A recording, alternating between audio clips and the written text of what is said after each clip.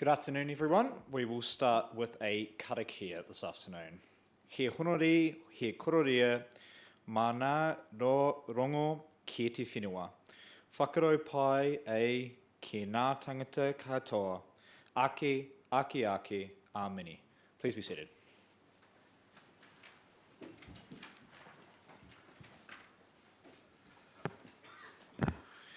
Great to see everyone here for the March Council meeting. Welcome to councillors, staff, media and also members of the public. Thank you all for being here this afternoon.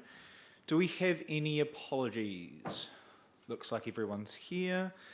No public forum today. Any conflicts of interest? Councillor Richard McPhail. Just, I think I declared it before, but the Class 4 gambling policy matter, I sit on the Gore RSA executive. How would you like to deal with that conflict? Did you want to remove yourself from the table or just make it acknowledged? I won't partake in vote, because it would be a separate policy anyway for voting. Cool, thank you for that, Councillor. And confirmation of the agenda, all happy? Looks good. Let's get underway. First up is the confirmation of minutes of the council meeting held on Tuesday, 18th of February. Questions, comments, concerns? A mover that they're true and correct record. Councillor Dixon, seconded by Councillor Paul McPhail. Any further discussion? I'll put the motion. All those in favour, please say aye. And against, the motion is carried. Thank you, councillors. Confirmation of the Audit and Risk Committee meeting held on the 11th of February 2025.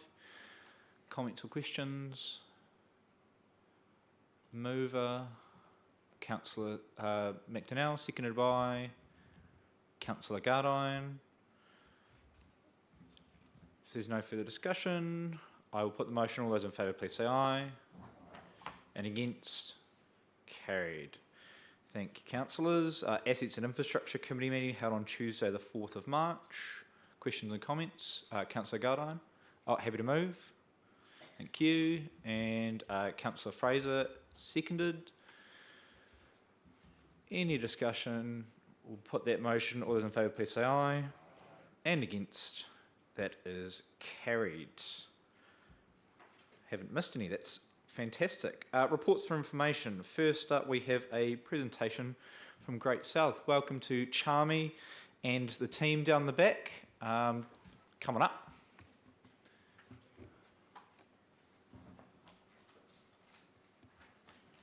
Got a microphone? Probably yours.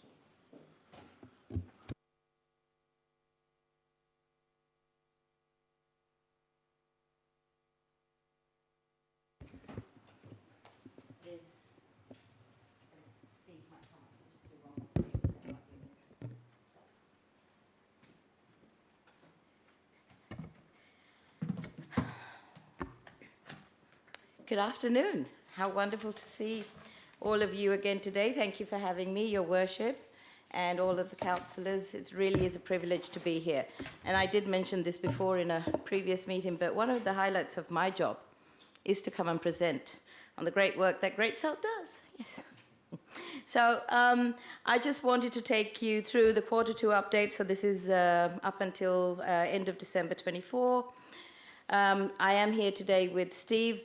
You all know Steve, who's our GM for Corporate Services, but our GM for Corporate Services is Suzanne, who's sitting over there, and Steve is our GM for Strategic Projects.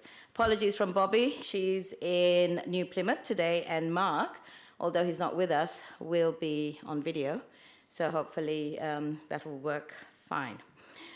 As you know, everything that we do at Great South is to support even better lives through regional development. Our shareholders have identified our priorities, and these are the 4 pillars that we work against. These were set about a year and a half ago, and we're continuing to work under these 4 pillars. Regional development leadership, regional promotion, business support and diversification, as well as the Net Zero Southland decarbonisation programs and support that we provide for businesses. So in our statement of intent for 24-25, we had 40 KPIs that we are delivering against. And I am pleased to confirm that we're well on track to meet all of these identified KPIs. Under our regional development leadership, we have three areas that we work across. One is data, which is the Data Insights Southland Hub. We launched this in November 2024. We identified that a need for a single source of information was important for the region, especially to make good, informed decisions. DISH subsequently has delivered to us the first quarterly report for tourism, and there's a link in this presentation, but also I've got a few copies which I'll leave with Debbie and for the councillors to review. What we do want to see is that members of the public and our shareholders and stakeholders use DISH, go to the actual website so that you can get more up-to-date information. Soon as we print this, it's pretty much made redundant, but because it was the first report, I made the executive decision to do that because it was really nice. Anyway, aquaculture, we are establishing a strategy for the region, and Bobby has undertaken individual interviews with stakeholders and industry players. She's compiling that feedback and is well underway to undertake the deep dive. So as you can see, we've got a 6-staged approach to making this strategy come to life by the end of this year. Housing, we are facilitating a process to establish a boundaryless housing plan.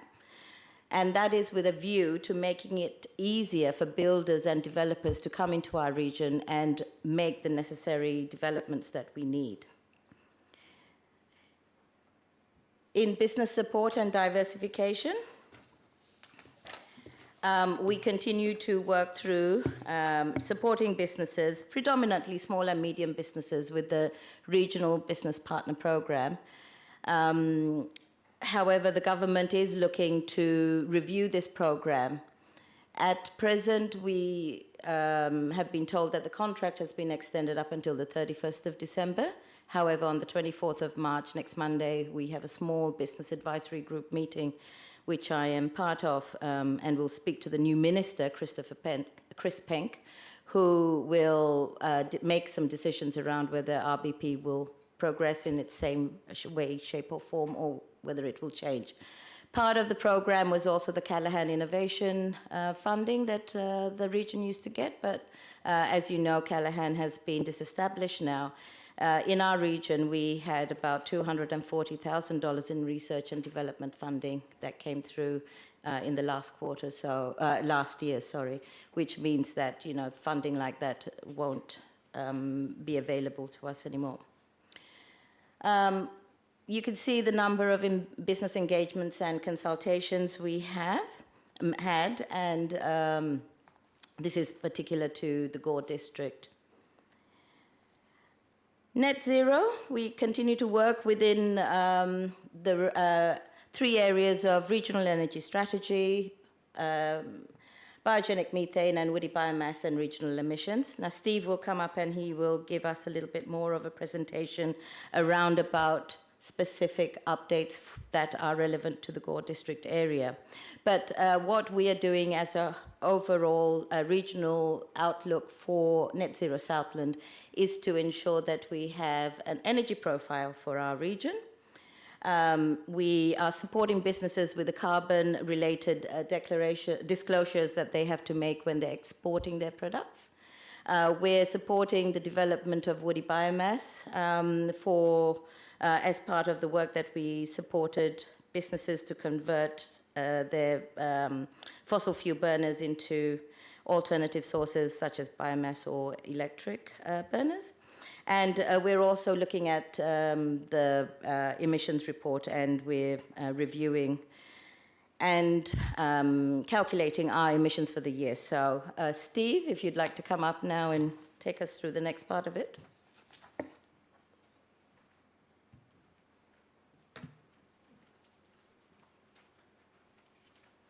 Thanks, Charmy. Councillors, just a really moot point, we talked about aquaculture. We very much see aquaculture at scale, providing the opportunity for specialist crops for the aquaculture industry. And the soils in Eastern Southland in particular are ideally suited for most of those crops. So at present we're going through the 8 to 10 crops that are possible to grow and contribute to that industry. And at this stage we're seeing high suitability in the heavy soils. I know people around the table already have expertise in this particular area, but we see that as a positive way forward. Now, in terms of decarbonisation, I'll just simply point out that when we started in this decarbonisation program, we had an industry of about 20,000 tonnes of biomass. As of today, that industry is 218,000 tonnes, but has to grow to in the order of 555,000 tonnes. And it does, so happens that Eastern Southland provides a very good location for building this industry, and at present we're working on a number of initiatives at the moment that would see a greater availability of biofuels from this part of the world if everything comes to pass. You'll see there's a lot of words there, I won't go through it in detail, but our pathway is to move towards 150, as I mentioned, 155,000 tonnes, and Eastern Southland will potentially feature significantly in that area. I guess as an area of focus, we'll touch on how important this is. We have at present 3 very large industries looking closely at locating in this part of the world, and our work at present is to look at suitable locations, the availability of electricity and energy, and also the other risks such as inundation hazards and so on. So we are familiar with some of the planning work that Council's considering at present, and we would say that that's pretty much on the money, particularly the designation of areas for commercial development, and certainly that's the feedback we are getting from some of the would-be investors in this particular area. We have one industry that requires a biomass fuel, a modified biomass fuel, which is a carbonised wood waste, and that particular industry is likely to be centred towards the Eastern Southland area and certainly in close proximity to Gore, so if that comes off. However, onwards and upwards, we have 14 major boilers in this part of the world now have converted to renewable energy, which is good. Charmy mentioned the fact that we have to now, all export industries have to have climate-related disclosures, and unless you're embracing this kind of change, it means that access to high-value markets will progressively decline.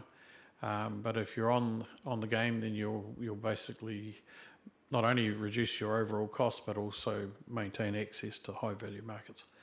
I may touch on another point very quickly. Is that on the other slide? It is, yes, yep.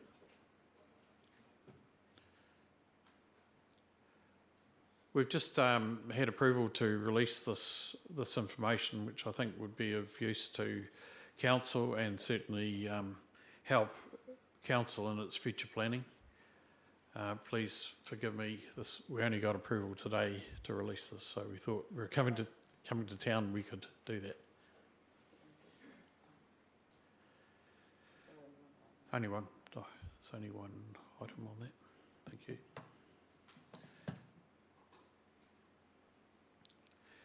Many of you councillors may recall we spoke about the need to map our deep aquifer systems in the Eastern Southland area and Southern Southland area, and that referred to what's known as the Chatham Formation.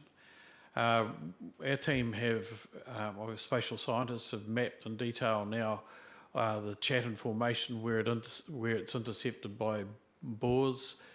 This work highlights the location of this open shelly formation, nominally at about 165 to 200 metres below the surface. It was an old seabed. It's a non-confined aquifer that seems to have very little in the way of contamination. We've modelled this right throughout the southern area and the Matara Valley for a private commission for Southern Green Hydrogen. the parties associated with that have allowed us to release this for council and public good use. So we're very pleased about that. Just briefly, this is the expanse of the area that we've modelled. There's a lot more detail, of course, but we've also looked at how the model was built. The model was built using bore logs, so it's empirical data. It's not just some hypothetical. It has involved the modelling of around 496 boreholes, some of which are discounted for a variety of reasons, but and many of those have proven to be very worthwhile in terms of modelling, and we've incorporated that into a spatial model using very significantly modern tools, if you like, and we've identified the formation right up into the Waimea Plains north of Gore, and we've also used what's known as leapfrog modelling, which is a volumetric model, so you can actually identify how and if you draw down water, where the water is going to come from and how quickly it will replenish. This may or may not be of interest to council, of course, but we've had this funded by private sector, and we know most of our industries and communities are suffering from a scarcity of potable water, so we would suggest that this is probably of potentially significant interest to most of our small communities. And I guess what we've done in this east and southland area, we've broken the zones down into a series of zones, one because they have different geological formations, and two because they in different parts show the connectivity of the aquifer systems, but also in some areas they show scarcity of connectivity. So what we hope to do is to actually fly this area and identify the connectivity of the aquifer systems right up into the Waimea Plains. The Waimea Plains was flown 2 years ago using SkyTEM, which is probably the world's leading airborne instrument. We want to try and get them back to do this work in this part of the world. So we're advocating for that. Whether we get that through support funding or otherwise is completely another story, but these are the modern tools that we should be using for planning our future aquifer systems. So as well as that, we are looking at flood modelling and hazards throughout here, where this work has been prepared by consultants for Environment Southland, but we're applying it in a different way to understand risk and where you might place industries, particularly in the east and southland area. The one great thing that's happened here is that in our earlier energy planning, we were able to get around about $132 million spent on boosting energy capability at South Gore, which was called the Southern Renewables Investment. That really does enable quite significant energy flow in and out of the area, and hopefully some of these attributes are starting to resonate with investors, and that's the kind of work we're doing. A lot of it is confidential. We can't be specific about the names of the industries simply because we're bound by mutual confidentiality. But look, the issue primarily is at present that carbon forest is occurring. We reported back to council last year. We've seen 3,000 hectares of additional carbon forest in the last measured period. We know of 41,600 hectares of productive land that's currently in the process of conversion. You will probably know the parties involved. And so this creates a completely different landscape in terms of productive farming, but also it also provides an opportunity for forest and forest residues and the use of those in a very effective way. So this is a wee bit of a preemptive strike. Some of this work just so happens that you're very close to the epicentre of a lot of this investment. So, yeah, more than happy to answer any questions, but that's the summary. Thank you. Thanks, Greg. Yes, the other one. Hopefully Mark will start speaking as we pull that slide up.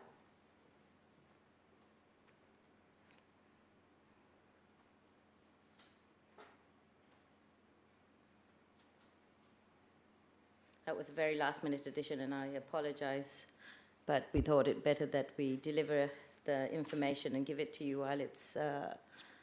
while we're here. Take advantage of the opportunity we're standing in front of the council.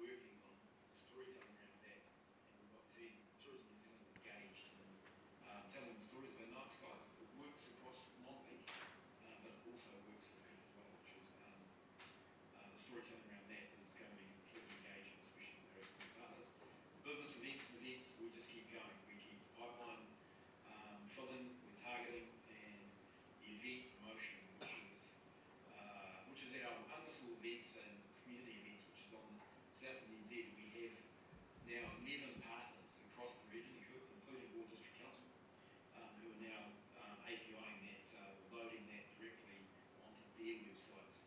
That just builds our mix and our reach of who we can get to, grows the power of that promotion.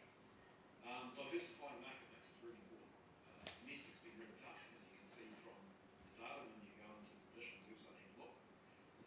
So it's important that we diversify, and the international markets are particularly strong for us at the moment. And while that remains the same, but we've also got a very broad portfolio. So most of our European, North American, and Asian markets are back in relatively good numbers. And then the Southern Way, so that's the 8 RTOs that we work with from the Waitaki River South, which includes the airports of Dunedin, Queenstown, and Karu. And we've just put a bid into the government as a collective for quite a sum of money to look at a promotion into a campaign actually into the east coast of Australia, and looking at supporting Jetstar launch into Dunedin in June, but it also supports the Jetstar flights into Queenstown. So that'll be particularly exciting if we can claim a bit of the $3 million fund that's out there available for RTOs. It's called the RTO Boost, Tourism Boost Fund. So short and sweet. Shani will be able to answer any questions. If not, she'll pass them on to me. Thanks very much for the time. So really that's it. One thing Mark didn't mention is that Great South administers the Regional Events Promotion Fund as well. And Gore District, we were able to bring in 49,500 additional money for promotions for events here. That's about 44% of the allocation for our region. So it was a really high-level synopsis. I'm really happy to take some questions. I'd also like to acknowledge my staff. As you know, we undertook a review and restructure last year. So coming into 1st of July 2024, it was a reduced staff base. About 25% of our staff numbers were either made redundant or not filled through natural attrition. However, the team have really come together. We believe that we've got our core and we're working towards our core, and we're delivering some amazing outcomes. And hopefully tomorrow morning you'll read about the embargoed piece of information that Mark was talking about, a significant partnership with an international franchise, an international well-known brand. And yes, that's it. I'm happy to take questions. Thank you. Thank you very much, Charmy and Steve, and Mark online as well. Questions? Councillor Paul McPhail. Well, thank you, through your worship there. Just on the event numbers you've got here, you've got 500 plus events. Have you got any empirical data on, say, a tussock country where you have 60 events over one weekend or 1 week? Do you have that data that we can look at, or is that available, or is it, because a lot of events in Gore aren't 500 people. They might be 300 people or whatever. So to give us an idea what's happening here, you do have that data. I'll try and get that information back through to you. I'll send it through, Debbie, to the council. Cool. We'll take that back. Thank you. Thank you, Councillor. Councillor Dixon. Thank you, Worship. Thank you, Shanae. I was just wondering, is there an opportunity through aquaculture to train youth into the organisation, the business, because we have quite a few unemployed youth in our district?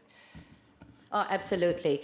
The conversations are ongoing with the industry providers, but also with SIT, with Ocean Beach, where we're trying to establish an aquaculture centre of excellence. They've also gone into partnership with AUT.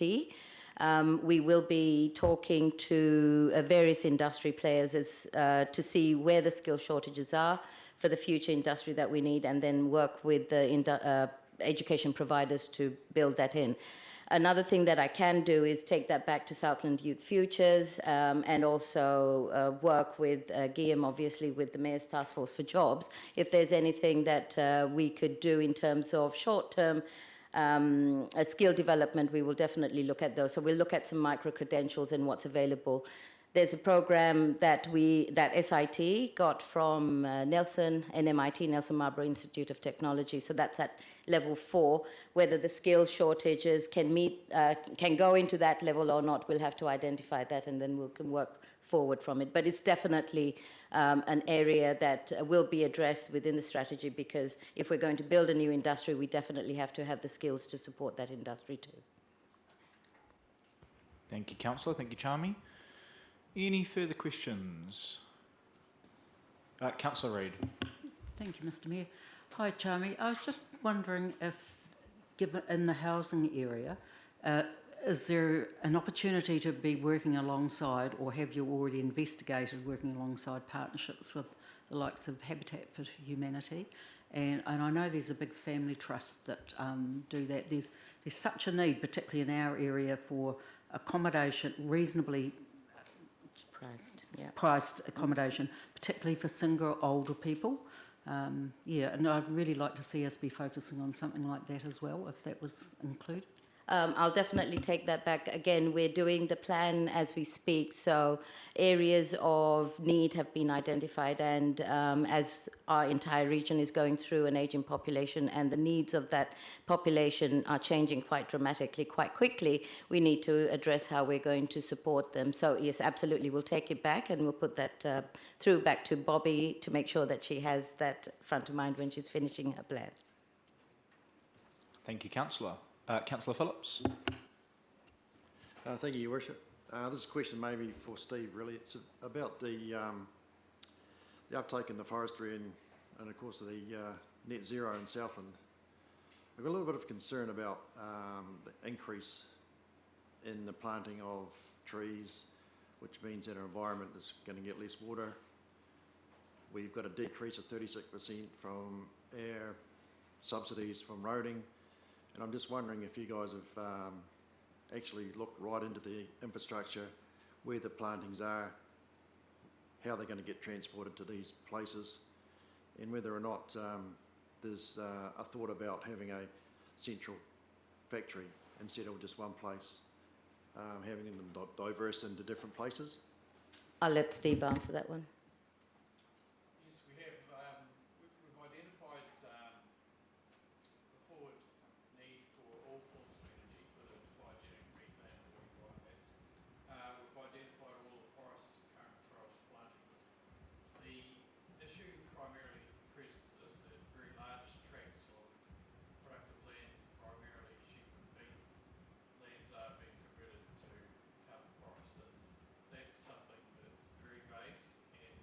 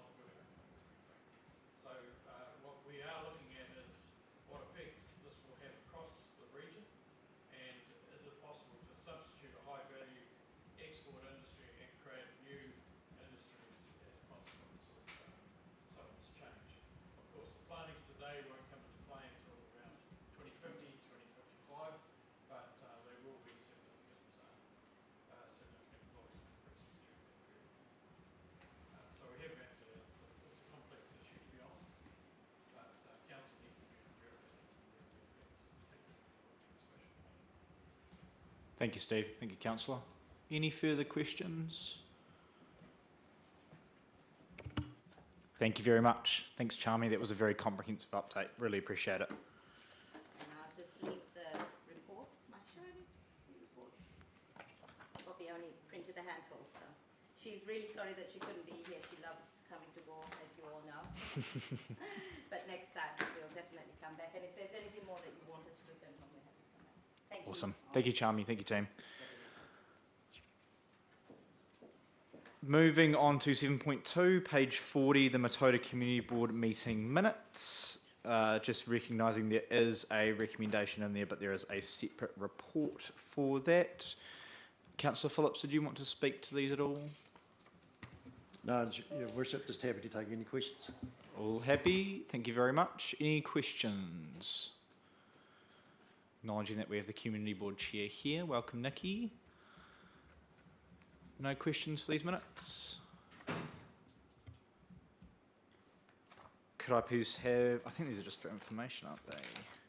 I don't, could I please have a move that we receive and note the minutes? Councillor Stringer, seconded by Councillor Phillips. I will put the motion. All those in favour, please say aye. Aye. And against, the motion is carried. Thank you, councillors. On to 7.3, page 46, management accounts to 31 January 2025. I'd like to welcome up Lorne to the top table. Lorne, would you like to provide any update to this report? Thank you, Your Worship, and through Your Worship, I'll actually take the report as read. It's a fairly simple report. We're still working on providing a more detailed report coming forward. But effectively, if you remove the unbudgeted item received for the wind farm, the financial contribution, then we're tracking roughly where we expect it to be. So managers are looking after the budgets tightly. We are tracking well, but I'm happy to take some questions. Thank you, Lorne. Questions?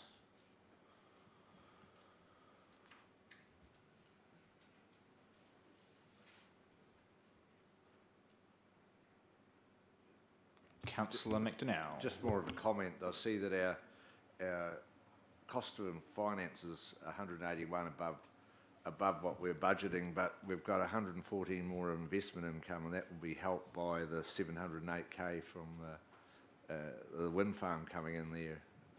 That will help us in the next few months as well. Through you, Your Worship, the term deposit for the wind farm was put down in December, so interest from that hasn't been recognised as yet. But that does refer to some of the interest rate swaps which we've had maturing. So yes, if we have a look at the interest rate swaps against the increase in finance costs, then they do offset each other a little bit. Again, we've had some unprecedented increases in interest rates recently, and they're slowly now starting to come back. It was a little bit slower in coming back than what the economists were predicting when we set our annual plan last year. Thank you, Lorne. Thank you, Councillor. Any further questions? Appear to be none. I'll look for a mover. This report received. Councillor McDonnell, seconded by Councillor Fraser. I will put the motion. If there is no further discussion, all those in favour, please say aye. And against, motion is carried. Thank you very much, Lorne. 7.4, the meal report on page 56. I don't believe there is anything I need to update. It's all pretty self-explanatory. Happy to answer any questions about the local government 4-monthly report as well. Councillor Dixon. Thank you, Worship. I was just reading through this, and on page 7, there's some discussion about ratepayers assistance scheme, allowing ratepayers to cheaply borrow for specific improvements or ratepayer charges. And I just wonder if you knew anything about that and what that actually means. I wouldn't like to see ratepayers borrowing to pay their rates from LGNZ, quite frankly.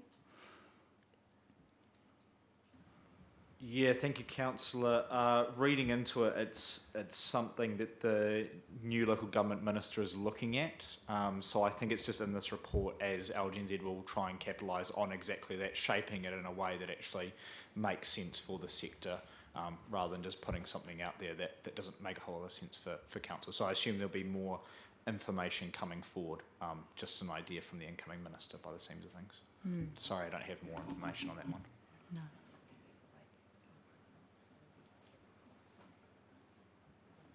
Yeah, it wouldn't be for rates, it'd be for like capital costs and things like that. Said. They do say that they'll be working particularly with the ratepayers, funding the ratepayers, and I'm just wanting to understand that a little bit more clearly. So my read of reading this, it just means that they are going to make those LGFA borrowing terms available to people who are not within local government. So it would be for businesses and that kind of loaning. It won't be for ratepayers to borrow against their, to pay their rates or anything like that. Thank you. It'd be good to have some clarity around that when it comes. And the other question I had was under the water services reform. I see that the agencies, Taumata and Arawa and the Commerce Commission, they've empowered now through legislation to charge levies, and those levies are to collect quite a lot of money from ratepayers throughout the country, which ends up being about $5.44 per person. But I question that.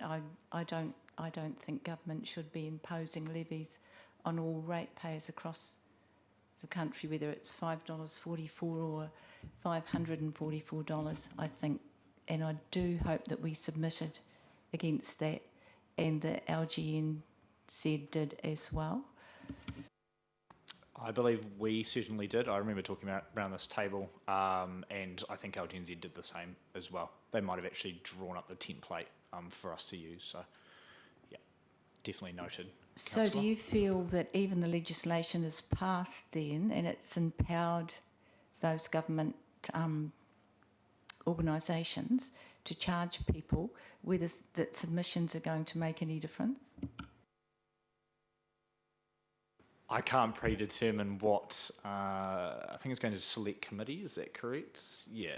Yeah, so I can't tell you. I hope so. That's why we do submissions. That's why we have a democratic process. But at the end of the day, they're the decision makers. So if they want to impose a levy, that's what they'll do. So that's all we can do. Councillor Fraser. Thank you, Your Worship. And on top of that, I was just reading the introduction, and Sam and Susan were happy to have a meal with the new Minister Simon Watts, but in that introduction it says he acknowledged local government was fatigued by waves of reform and that lots of costs and burden falls on local government because of the central government legislation. If he acknowledges that, what's his answer? I hope he's okay with me disclosing this, but when we met with him a couple of weeks, it would have been a week after that meeting happened, he is looking at different ways to alleviate some of the different systems that are coming on. Obviously, there's the water service delivery plan that we have to deliver and LTPs, etc., but he is looking at different ways that he can start to take stuff off that. I won't go into the detail of what that looks like, but we can have an offline chat about that. But he is looking. Whether he does anything, again, that'll be his prerogative. Councillor Phillips. Thank you, Your Worship. Well, I find the report very informative and summarises quite a few queries that are out in the public arena, and I believe that they're doing a good job on my behalf. And this report is open to the public; they can go in and read it, and hopefully that they get some good vibes from that report about what's actually happening on our behalf into central government. Thank you, Councillor. Any further comments?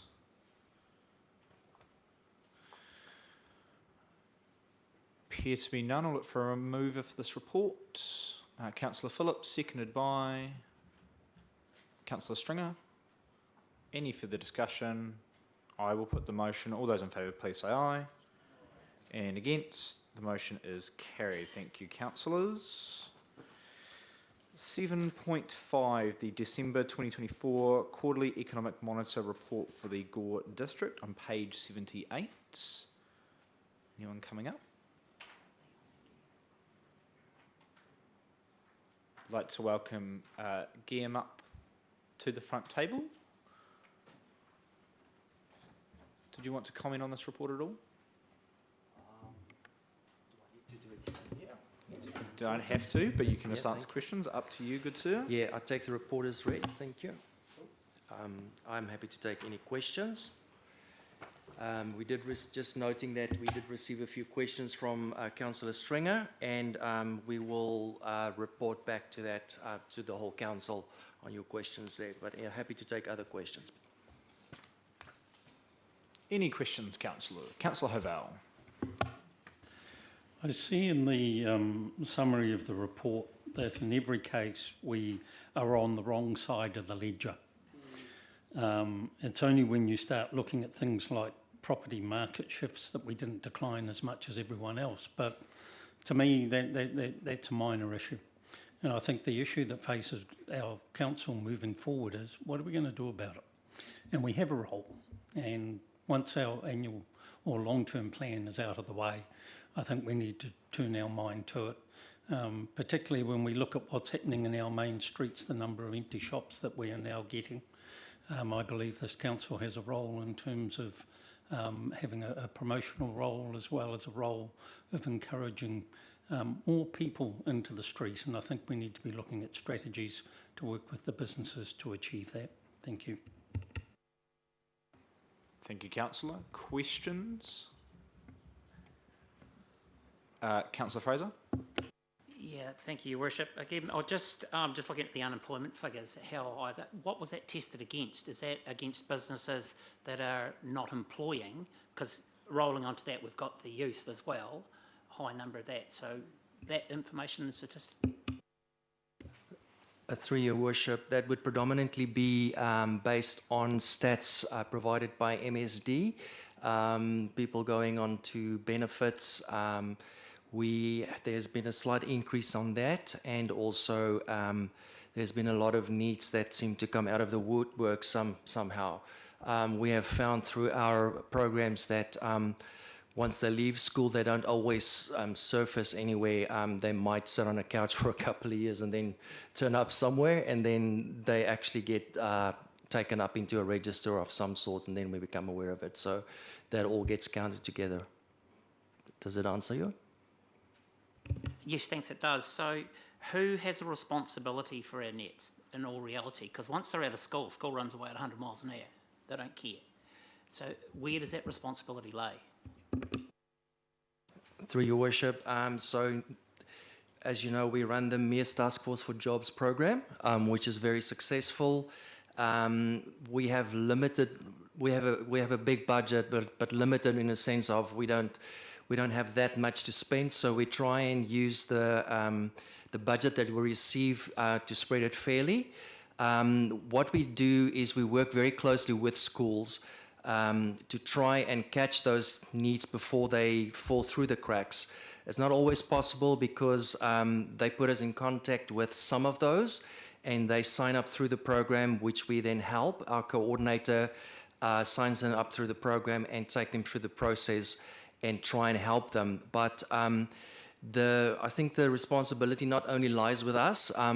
There's a lot of needs that go outside the program and look for jobs, but they might not always be very successful. And there might be needs or youths that go to varsity or go on to study, but they don't succeed, and they come back and they become needs, obviously. So we hope to pick them up through the program as we go along. The simple answer is there isn't really. So we are kind of through the MTSJ program. That's ultimately why it was set up, is to catch those people's 16, 17 that leave school who need employment, and we help them into that. Just want to acknowledge the team as well. Our target was 20 this year. We're already at 32. and we're still a long way off the end of June. So the team have done a fantastic job in that area. But Councillor Fraser, we have all that data, so I'm more than happy to share it. It's a very accessible dashboard. Just a comment from me again. Mayor's Task Force for Jobs is supported through MSD. I don't know if everybody is aware of that. So we work very closely with them to try and catch these youths before they go on to benefits. So ultimately come through our program first.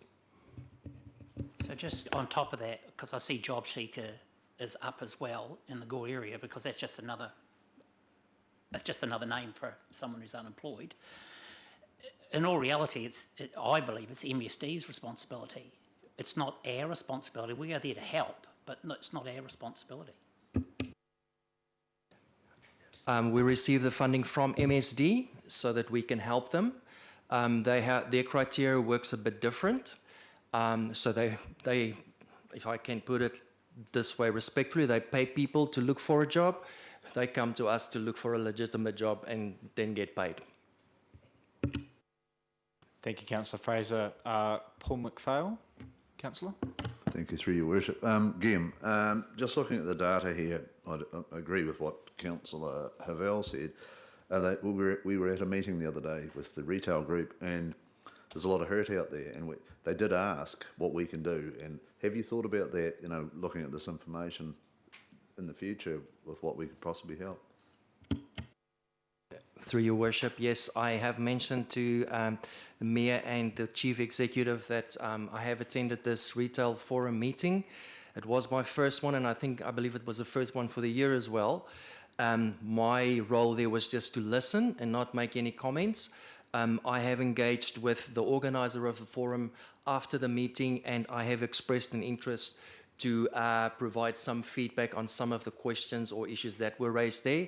I just haven't done it yet because I am still gathering my mind, but I'm aware of that, and we are definitely in discussions to see how we can support them to expand that and to try and fill those shops and help them a little bit better.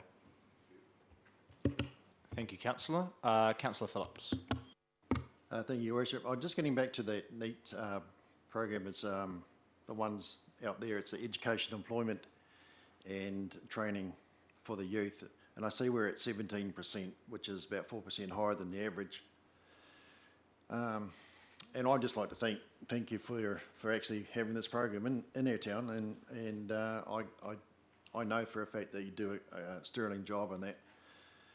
But I have concerns about one of the things here it says about our average household income within our district is down below the average at 103,000. I'm just not quite sure where that statistic came from, because I believe that there'll be a lot of people out there who would like to be on that statistic in their district, including me. Through your worship, yeah, just a comment on that. That's just an average. I'm assuming there's people with very high incomes and maybe more with lower. So it's just an average. And yes, I agree. It looks amazing. But in reality, yeah, but I mean, it's in the stats infometrics reports. In the back of that report, they actually have the notes of where exactly they find those stats from. Just to add to that, one of the things that you should look at is it's a household. So it could have 2 working adults in there, both on $50,000 a year. So it's the household as a whole and the average across. So again, some will be above, some will be below. Yeah, Worship, it's not really giving us a clear indication about how our community is actually set up, supporting each other and actually being able to afford all the things that we're actually trying to give to them. So, you know, I'd like to see a little bit of a breakdown if we possibly could, if that was possible, to give us a clearer indication, you know, going forward about what's the affordability of our ratepayers in our district, you know. Yeah. So these are standardised data sets that are collected in a specific way, and it allows us to compare with other districts and also to a national average.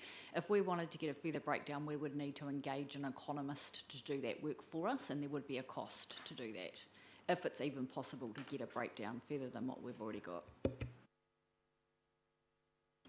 I think a really good way to summarise it is that our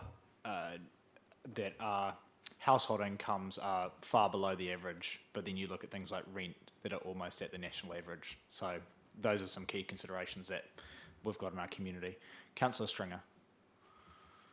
Through you, Your Worship. Just looking at GDP being high, well, down more than the Southern region and New Zealand region, what key figure is driving that, considering we've got quite a redundant labour pool right now that could be bringing that GDP up? Through Your Worship, that is it's not a very simple answer. It consists of a basket of a few things, considered to be everyday items that they normally take into account when they account for these calculations. I'm assuming it would be the same nationally, but I can try and find more information and provide that back to you if you would like that. But it's a lot of things that they consider into a basket, and that makes up a GDP, and it's a bit more complicated than just, yeah. We do have a breakdown of the main sectors that contribute to that GDP figure, so we can probably have a look. I just need to check whether we'll get the breakdown quarterly or whether it comes annually, so we can probably get that information for you. Thank you, Councillor. Councillor Havel. I just wanted to respond in terms of Councillor Phillips' question about breakdown of further details when we finally get the census results from 2023. That will actually provide the breakdown in terms of household income across all age groups. And hopefully one day it will appear. It's difficult even getting the 2018 data, and when you look it up it says this form is not available. I'd just also like to comment that we've moved away from Dotslav's data into Infometrics because it had more of that economic flavour, but also we get increased support from Infometrics, which we haven't had available. I'm not sure if you're all familiar with Brad Olsen, but he's a really well-known economist, and part of subscribing to Infometrics gives us the ability for him to come and visit semi-regularly. So some of these questions you'll be able to ask him in person when he comes here as well, which is a great benefit to us. Thank you, Debbie. Councillor Dixon. Thank you, Worship. It's just a comment, really. I just want to say it's not all doom and gloom, because our school attendance is up and our crime levels are down. So that's some good things. Well said. Councillor McDonnell. Just a comment as well. With the decline in our main street, it's actually due largely in part to the internet. That the amount of goods that come in here daily and get distributed through the post office courier system is incredible. My retired neighbour has just got a contracted job 5 days a week to drive a van to Tapanui and to lock off parcels, and he had to get a bigger van to fit them in because on a Monday they can't fit the parcels in. So they all come in ordered from these sites on the internet, Temu, and that's where the decline in the main street is. Thank you, Councillor. Any further questions for Guillaume? There appear to be none. I will look for a mover that we receive this report. Councillor McDonnell, seconded by Councillor Phillips. Any further discussion? I will put the motion. All those in favour, please say aye. Aye. And against, the motion is carried. Thank you very much, Guillaume.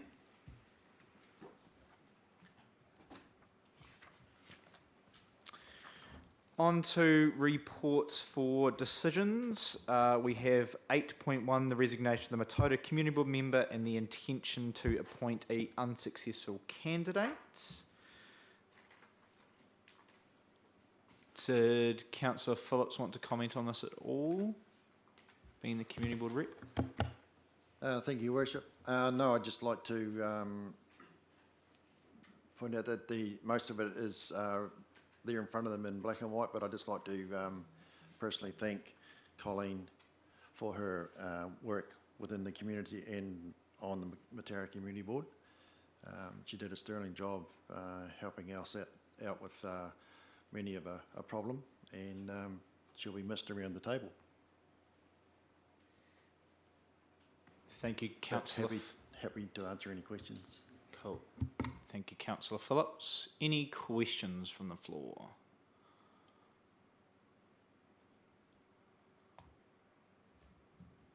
I have one for the Chief Executive. I just want to get a bit of an understanding of how much staff time is going to take with this process of going ahead and talking to this individual.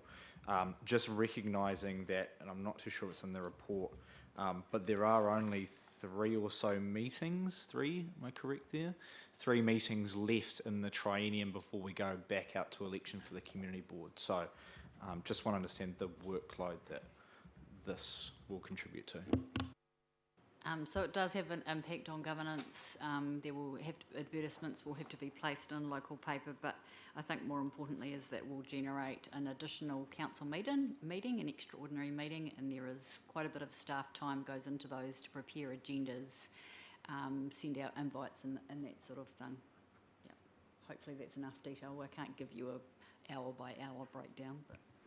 No, that's plenty. I just wanted to get that in front of councillors, that this isn't just sending this individual a text and then getting them on or take up staff time.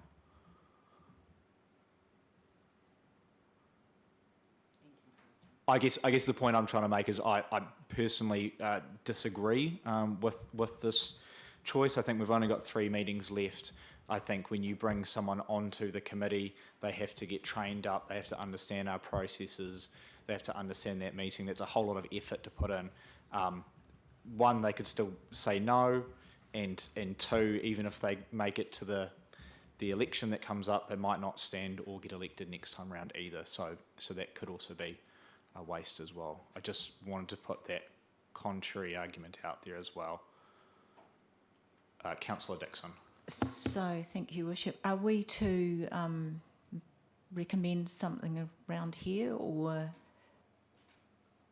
is that what you're asking us to do? Make a recommendation whether this I was just putting up a contrary view. The alternative recommendation, if there was agreement around the table, would be that we don't fill the position before the election. I'm going to go Councillor Richard McPhail, then Councillor Fraser. I was just going to comment, I think that we shouldn't. That's my view as well. Thank you, Councillor.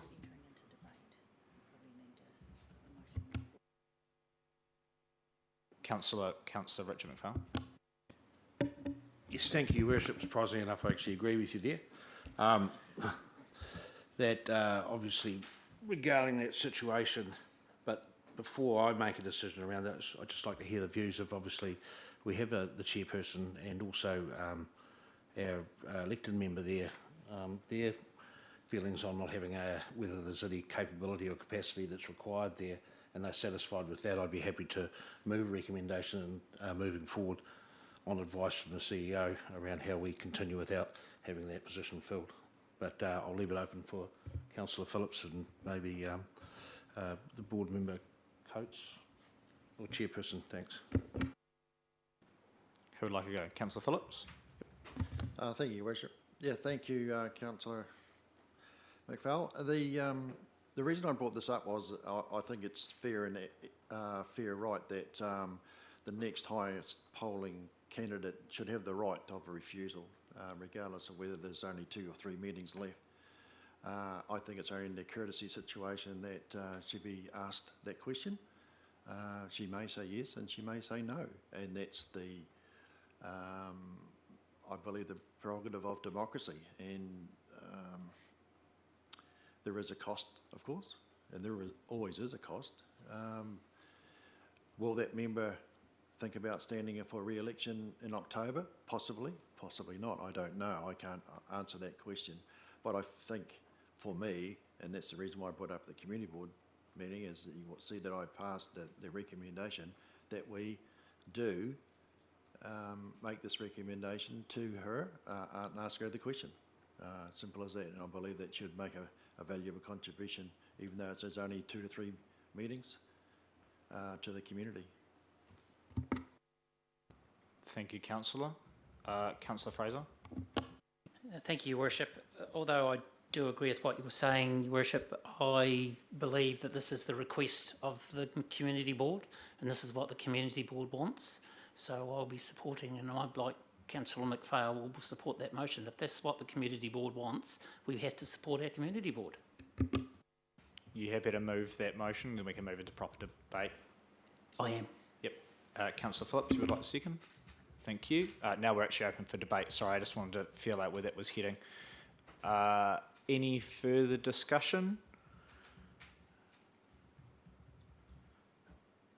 Appear to be... Oh, Councillor Stringer. I'd just like to point out there should be no cost to a democratic voice in a democratic society. At the end of the day, it is everyone's right to have a voice and speak, whether the position's there or not. Cost to everything, Councillor.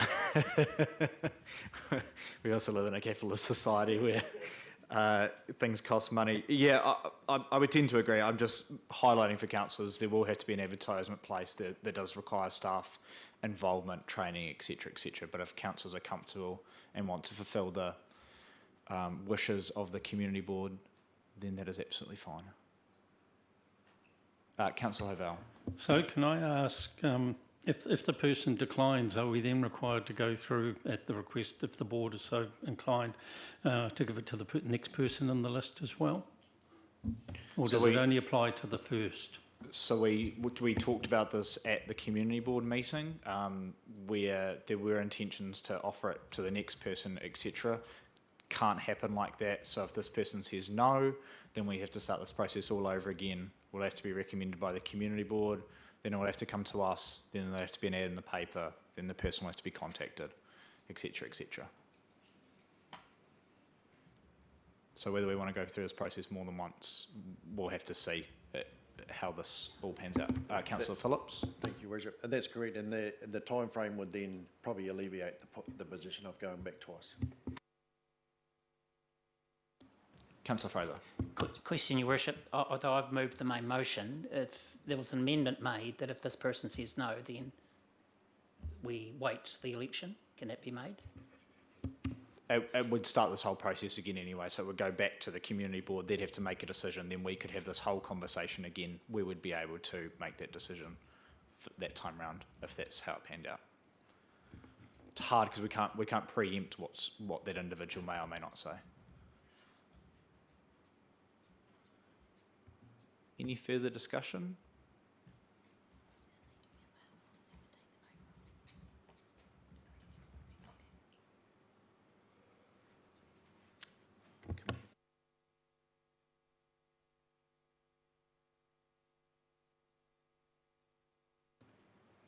The Chief Executive just wanted me to raise point D, which is that the period of 30 days, which means we'll need to have an extraordinary meeting on the 17th of April to confirm that member as well. All happy? That is good. We have a mover and a seconder. If there are no further comments, I will put the motion. All those in favour, please say aye. Aye. And against? And against as well, thank you. Oh, and Councillor Mackenzie. We want those recorded? So Councillor Mackenzie, Councillor Dixon, Councillor McDonnell and Mayor Bell. Thank you, councillors. That motion has passed. We will move on to the next item, which is 8.2, the proposal to amend and adopt 3 finance-related policies. I'll invite Lorna back up to the top table.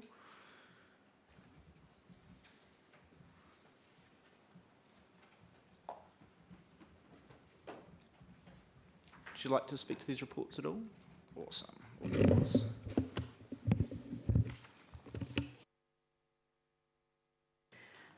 Thank you, Your Worship, and through Your Worship. These reports are standard as part of our consultation process and part of the long-term plan process.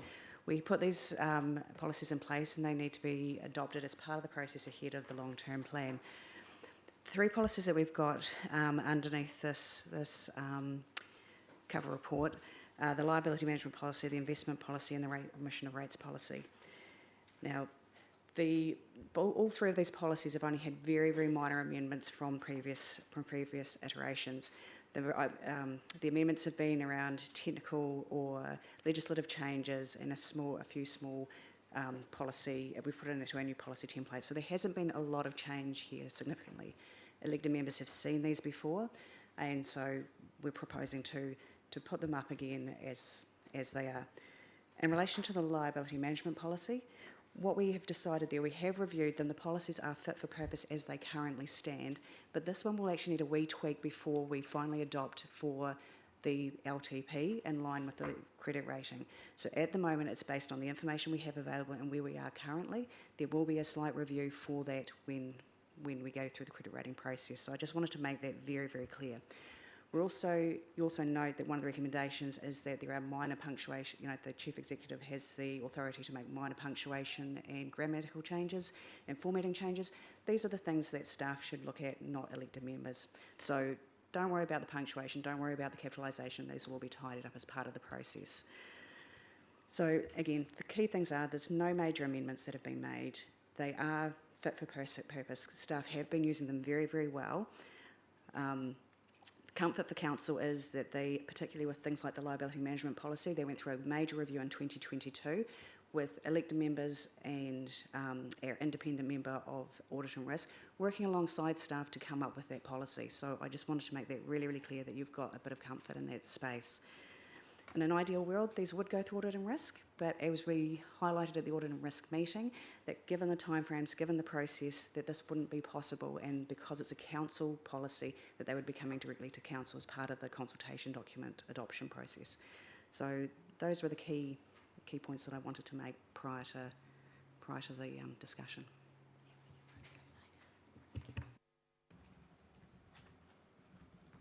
The one last thing is with the liability management policy, there is an intention to review it fully after the election and when we've got a new Audit and Risk Committee in place, that there we can have a look then and see how, given where the economy in the world is going and how we're placed, that we can review it again at that point in time. So, thank you. Thank you, Lorne. Questions from councillors? No commas, grammatical errors or spelling, please. Councillor McDonnell.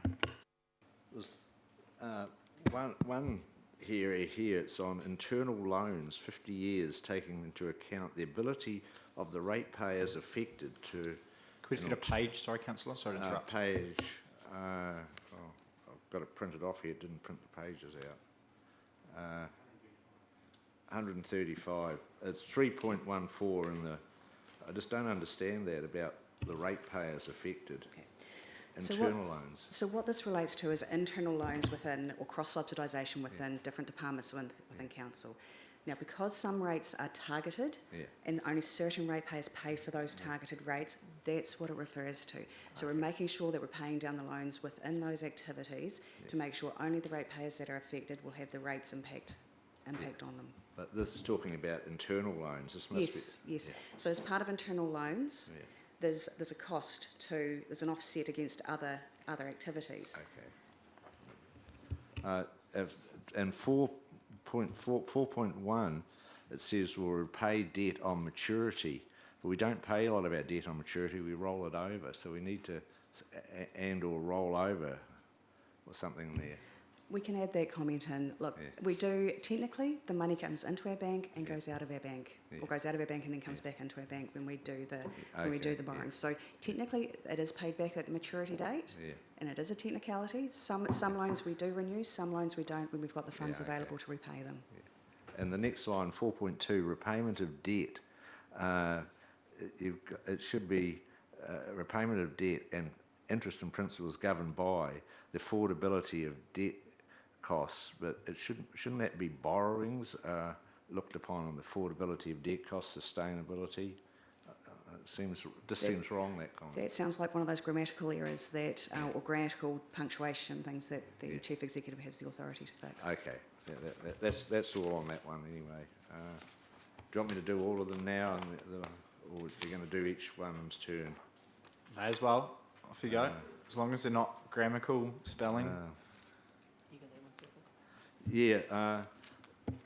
number 2, I haven't got the page again, it's in the next one.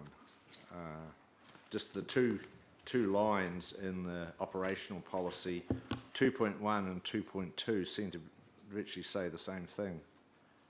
Just have a look at it. It's not that important. They virtually repeat themselves.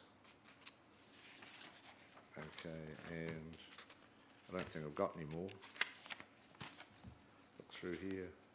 Oh yeah, the last comment I've got is if we're having FTEs paid at $10,000, we're sort of running people at a full FTE at $10,000 in this policy. It's the rates policy.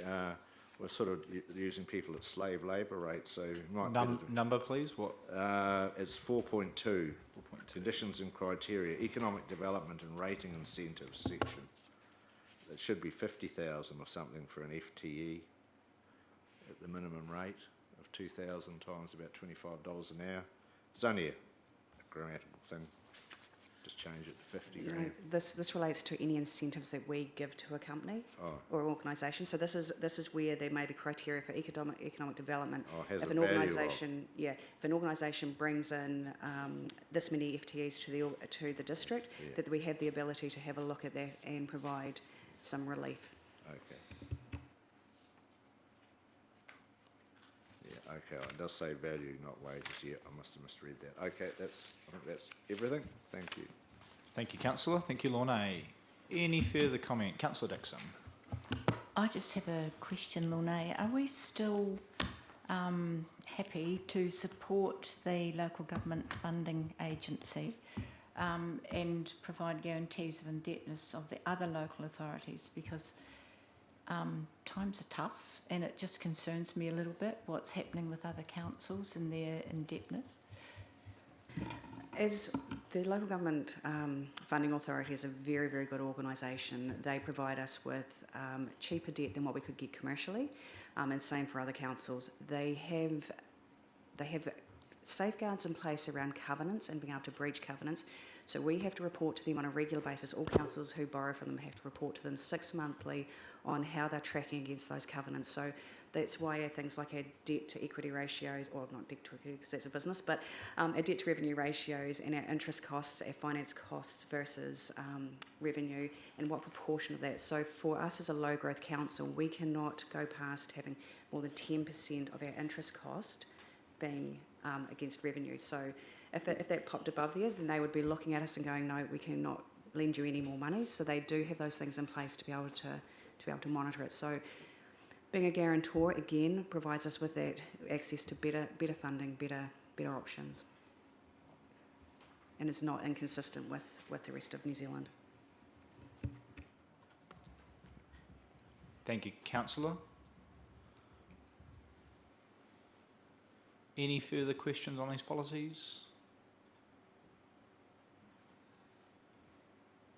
Appear to be none. I will look for a mover that we receive and note the proposal to amend the following finance-related policies: the liability management policy, investment policy, and remission of rates policy, and approves the amendment to each of those 3 policies and delegates the authority to the Chief Executive to make any final editorial amendments to any of the above documents. Look for a mover. Councillor Phillips, seconded by Councillor Richard McPhail. Any further discussion? I will put that motion. All those in favour, please say aye. Aye. And against? The motion is carried. Thank you, councillors. 8.3, the proposal to amend and adopt the asset management policy. Do we have any comments on this one, Lorna? I'll take this one as read. It's a fairly simple policy, and it's effectively, again, being fit for purpose. And so we have reviewed it, but staff feel it's fit for purpose as it currently is. Questions? Councillor Stringer. More of a statement for what it does. It's a very small policy.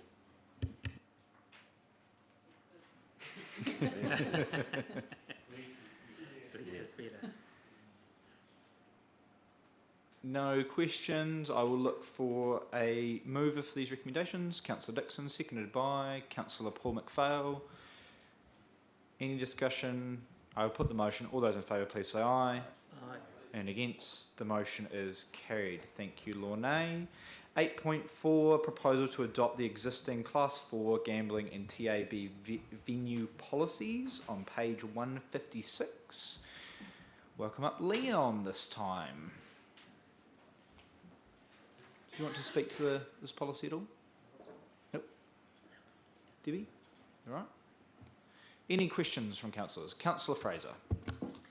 Just a quick question. Are there any major legislative changes in the background that we need to be aware of? At this point, no, but DIA have mentioned that there will be some coming. Thank you, Councillor. Thank you, Leon. Councillor Stringer. Through you, Worship, do we have any obligation to online gambling? Like, there is a growing concern around the use of loot boxes in games for getting kids into gambling and buying in those services. Through your worship, this policy, as it currently stands, doesn't address that. That is something that would and should be considered when the policy is formally looked at 6, 12, 18 months, whenever it is that review is, the end of the year hopefully. But at this point in time, given that the recommendation from DIA is for us to roll the existing policy so that it remains valid, then we wouldn't be touching anything in it in order to be able to roll it. Thank you for that. I guess the thing that springs to mind is how on earth would you police that, but it's, yeah. Any further questions?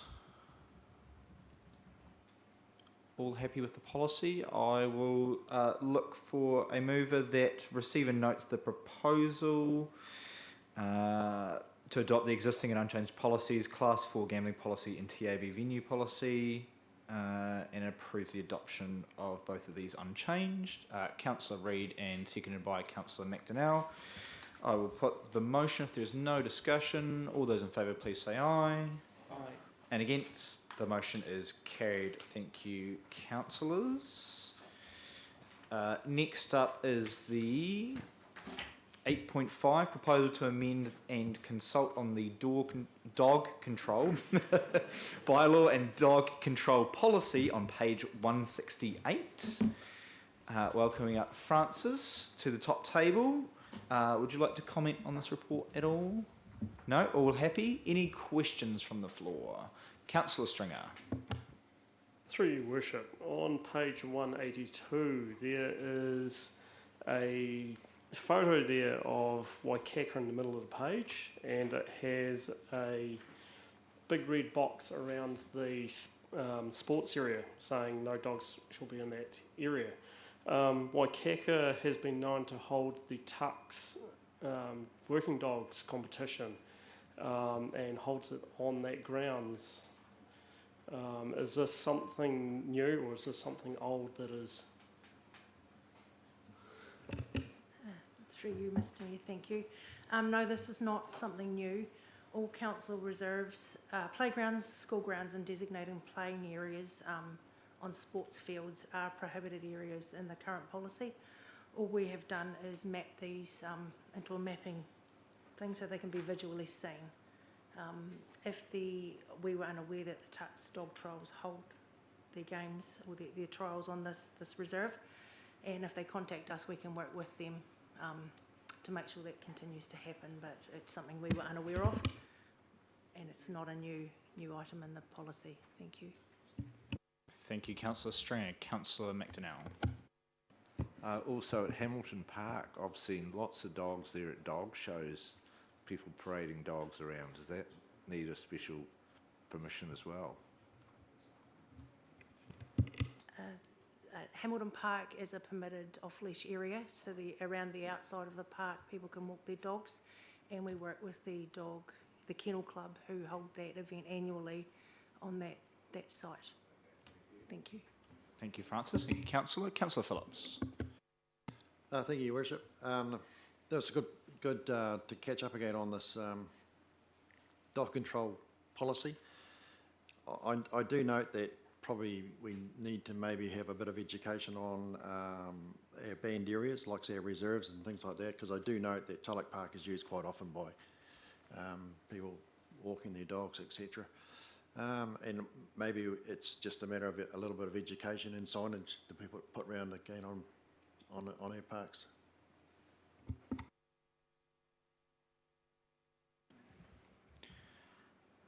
Any more questions from the floor? Councillor McKenzie.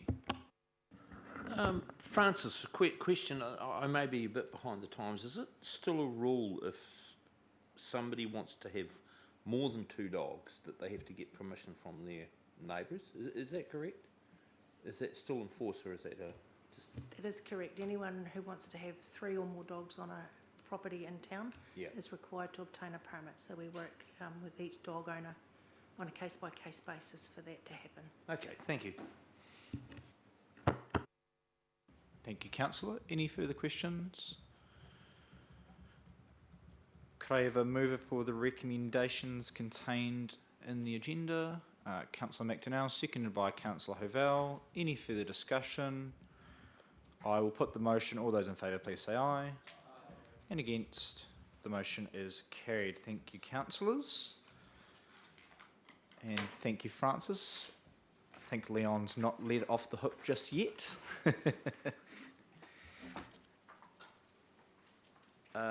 We will, if there are no comments from staff, we'll open the floor to questions. Questions from councillors on the significance and engagement policy.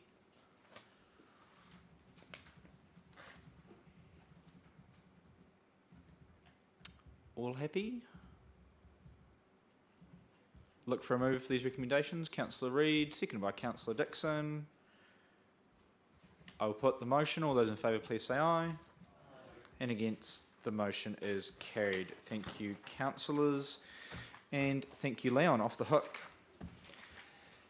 8.7, the proposed National Wastewater Environmental Performance Standards. 207 is the page. Welcome up, Jason, to the front table. Do you want to talk to this report?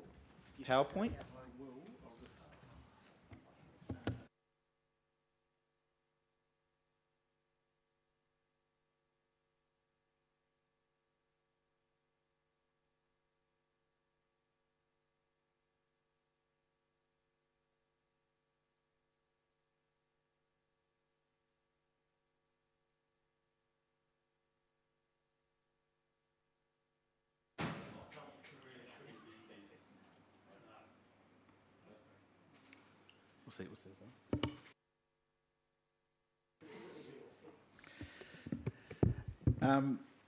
So I'll just take through this this report a little bit. So when I was writing this report, I started to realise that it wasn't going to be overly easy to put this into text, given the nature of the standards and the fact that they've been released. So I've just talked through a few the key parts of the performance standards, so we can get a bit of a feel and then open up really to the floor for discussion. So the wastewater standards were released on the 25th of February. The aim is to provide a national framework for certainty and consistency of wastewater discharges, streamline consenting processes to try and make them cheaper and more efficient. They're subject to amendment still through this process. So they are proposed standards. They have no immediate weight or effect. And then the consultation for that closes on the 24th of April. So as in the report, what we're talking about here today is really getting some direction from Council about what a submission on the standards may look like, and any sort of key direction that the staff can go away, work on a submission and bring it back to the mid-April Council meeting for approval to be submitted. This is something that's been discussed quite a lot in terms of trying to provide a better and more consistent approach to wastewater discharges across the country. It's trying to take into account 3 key factors there, one being health of the environment, 2 around cost, time and efficiency, so what are the economic implications of wastewater discharges, and also trying to allow for consideration of community aspirations and the community needs as part of how wastewater is processed and then discharged into the environment. It has a legislative framework that's attached to this. A couple of the key things that we need to remember is that it applies only to public wastewater networks, so it doesn't apply to wastewater networks that serve and are managed by on private land. So that might be for a subdivision that has its own private wastewater scheme. It doesn't apply to wastewater discharge fields for individual properties. This really is around public municipal waste and how those are discharged into the environment. The standards only apply to resource consents as they come up for renewal, so they're not, they can't be applied to consents that have already been granted. So if you got granted a consent 12 months ago, you have that consent and you would have to apply for a variation to that consent and work with your regional council to go through that process and potentially look at how the standards could be applied. In terms of legislative framework, it doesn't override treaty settlement obligations, so those are still in place and have been worked through and considered as part of these standards, and no doubt there will still be further discussion through this process around how the final standards look and apply under the Water Services Act once it's adopted by the government. So there's four sort of key parts to the standards: discharges to water, discharges to land, the beneficial reuse of biosolids, and overflows, wastewater overflows and bypasses. The sort of the two key factors for the Gore district are around discharges to water. So Gore and Matoda are effectively currently discharges to water. We also need to be aware of overflows and bypasses. Most wastewater networks have, during rain events, have overflows, and through these standards, there will be a need to have a risk management framework that identifies, monitors, and then reports on these, and looks to how you will manage overflows over time. So I wanted to really focus on discharge to water because it's applicable to the Gore and Matoda schemes. So what the standards are attempting to do are basically take you through a three-step process. The discharge to water is really about identifying the receiving environment. So you need to categorise that, and that puts you then into gives you an understanding of how sensitive the environment is and what the level of standards you are that you might need to meet. And that ranges from sort of the least sensitive, which is an open ocean discharge, round to a lake discharge, which is considered to be the most sensitive environment. And then you have things like estuaries, river and stream discharges, and inshore coastal discharges on that sort of spectrum of the receiving environment. Yep. Who's going to categorise the Mataura River, and where does it stand against Waikaka River, etc., etc., etc.? Who's going to set the rules for where they lie in those numbers? Great question. So the standards set a formula, and that's dependent on the amount of dilution. So it's how much you are discharging into that water body and what the flow rate is of that water body that then provide whether that's a low, medium or high sensitivity environment. So there's a calculation factor that's applied to this. For example, for Gore, our initial analysis says that that would be a medium sensitivity environment because Gore has a higher discharge from its wastewater treatment plant than Matoda, whereas Matoda, even though the flows don't differentiate significantly between the discharge points, it's got a lower flow, so there's a greater dilution, so that would be as we have analysed it currently, would sit as a low sensitivity discharge. So there is a calculation there that can be worked through depending on the environment. So Mataura would probably go in as a 3, go down one more step. Is that the way I would read it, or? Yes, sorry, high freshwater environment. Yeah. Yep. Yes, so that would Mataura be 3, and the Angkor would be a 4 at this stage. The next question is, sorry about they haven't filled the numbers in all the gaps. They've just got the red gets darker as it goes round, but they haven't got the brackets of where the numbers change. No, so that really then gets into the next step. So the next step then is understanding the treatment limits, and so each of the 7 categories have different treatment limits that then are applied across the 7 categories. So as you move from a lower sensitivity environment to a higher sensitivity, the standards of the discharge generally increase. So where you have, for example, if in a lake, if you're discharging your wastewater into a lake, you'd have to meet a higher standard than you would into a lower sensitivity or greater dilution rivers example. So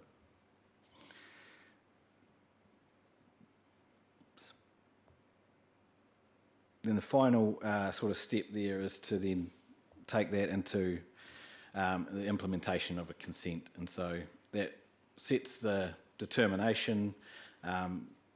Regional councils can't set a higher or lower level of treatment and through the consent, so you know what you're walking into. That allows you to then, as part of your planning, develop a wastewater treatment discharge that will meet the expected consent treatment limits. It also sets standards for your metrics, so around your monitoring and reporting.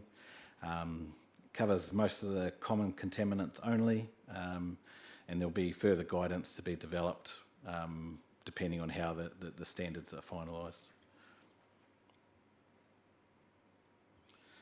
In terms of the initial analysis, so what we have looked at through the treatment limits is where our current upgrades that we have proposed for both Gore and Mataura, where they sit. So Mataura, because of that sensitivity, it has a higher threshold for the, or it has ability to have higher treatment limits. So currently we would anticipate that if the standards were unchanged, we wouldn't have to take any further upgrades to the Mataura discharge to meet those limits.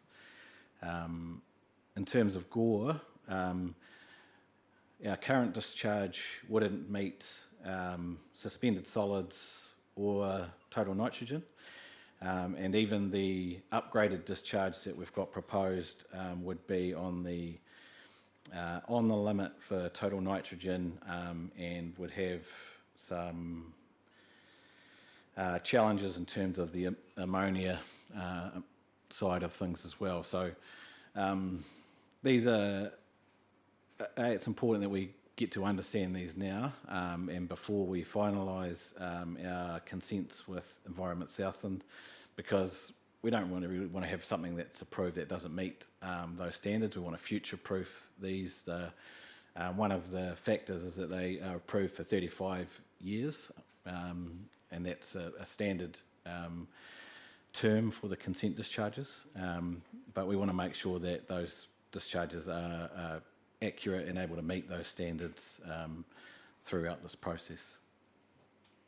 Sorry, Jason, just while we're on that slide, rather than us flicking back, how confident are we in that initial assessment? I just recognise that the jump from a medium sensitivity to a low sensitivity is quite massive, and if the Mataura was low sensitivity for our Gore plant, then we would be within the bounds and compliant. So and also vice versa, if we're wrong with the Mataura one, we're also in violation of that ammonia threshold as well. So there's quite a bit for change. Just how confident you are. I know these have only just come out.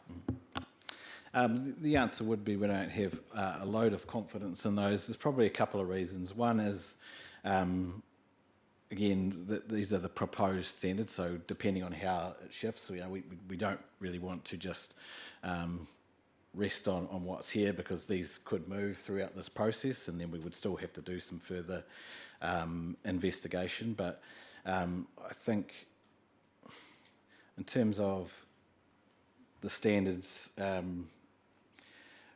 we want to be making sure that we're addressing the contaminant issues, but I think what I would just sort of again highlight is the work that needs to be done once the treatment limits are established. And so we need to be aware and cognizant of where things land, because they may be there, but again, understanding the proposed low and high sensitivity, it's always really tough with proposed standards, because the devil is inevitably in the detail. So until they are finalised, until the Water Services Bill is enacted, we don't have loads of assurity around that. So this is really our first crack at looking at that, but there'll be, as further information comes out, we're constantly in discussion with the likes of Taumata ROI and the DIA around how this will, how these are intended. But once they are finalised, then generally a lot of this is played out through things like court decisions, and they give you some certainty around new legislation. So it's a bit of a, this is our best guess at this stage. Sorry, quite a long-winded answer there.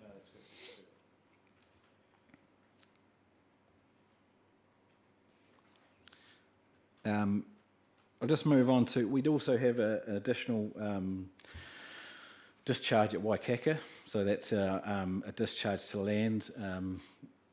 This is likely to fall into what is called a tailored approach for small plants. So Waikaka only services a small area. There's not likely to be upgrades required to this discharge. However, it is important to note that there will probably be increased monitoring costs, and I think it's just probably a good point to highlight that as part of these standards. Inevitably, there will be ongoing monitoring costs for council on terms of these as well, because the standard will effectively be set, and we will have, I would imagine, pretty high monitoring requirements through Taumata ROI to make sure that we are meeting those, and also for the regional council, who will still be facilitating the monitoring and compliance side from the regional council perspective. Excuse me, Jason, but don't we have monitoring costs now? Yes, we do, but I would, a lot of those consents that we currently operate under are older, and every time you have to monitor for additional or are required to have additional lab samples, so the rate of monitoring might increase. There's a number of different factors that can come into resulting in a higher cost effectively. So it's always... The basis from Tomato ROI is that they don't understand any of the overflows across the country, so the first step is starting to monitor them. So what sort of data they actually need is still yet to be determined, but as Jason mentioned, it's probably going to be higher than what we're at the moment. So that's to report back data so that they can monitor it, to then eventually, as we go along the process, we'll have to figure out a way to try and not have as many overflows or manage them in some way, shape or form. Through your worship. Jason, the same old question I'm going to ask again. The reason there's no data on discharge to land, I take it, is because we're not doing it presently. But do we have to put something like that in, looking into the future? Because there's no empirical data there at all. I take it there's none available. So I guess as part of our consenting, the technicality with the way we are discharging or proposing to discharge under our consents that we've got with Environment South at the moment, they're still effectively a discharge to water, because even though they go through land, they're not considered a discharge to land in terms of how that would be under the RMA. So they go through a wetland process, but then are still effectively a pipe source to the river from there. So it's still a discharge to water, and that's why we haven't undertaken any further investigation into discharge to land at this stage. We don't necessarily believe that it's plausible, I think, for Gore to meet that without significant cost, and we were able to sort of remove that as a viable option through the work that we'd done in getting to the point of our existing consent renewals. So. Thank you. Jason, Just before we get into questions, how much have you got left of your presentation? Yeah, Just I'll finish it off. Yeah. And just 2 more slides, really.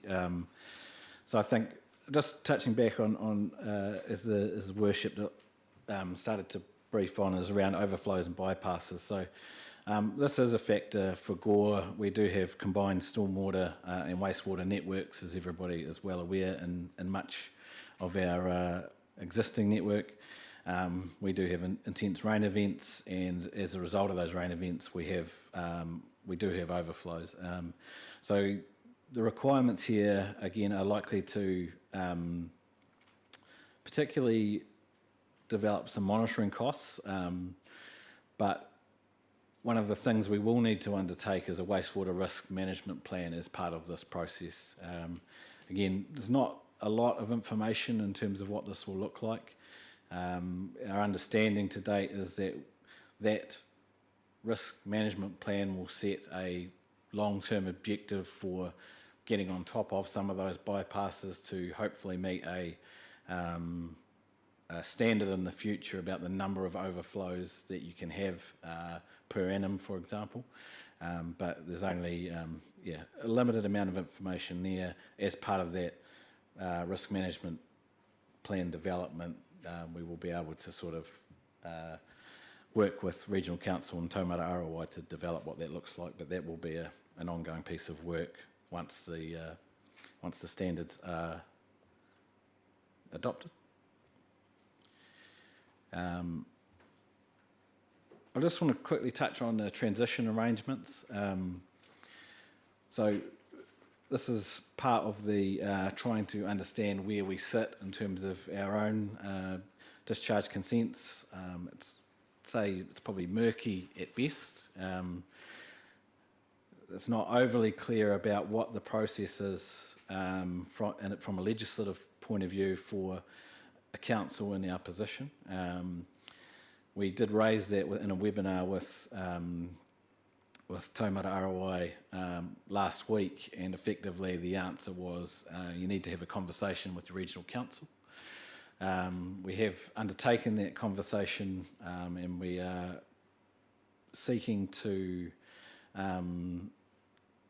put our current consent applications on hold and continue to operate under Section 124. So Section 124 is our existing consent conditions, which we have been operating on at Matota for some time, about 3.5 years, and we have been operating since the end of 2023 for Gore. Now, those consent conditions are reasonable, and they are there's no concern from an environmental perspective around those. However, I think we just need some clarity around what the proposed standards are going to be. So what I'm suggesting is that we'll continue to have a discussion with the Regional Council and seek to put those consents on hold until the proposed water standards are finalised. That will give us an opportunity to assess whether the existing consents are still fit for purpose and any changes that we may need to make as we go through that process.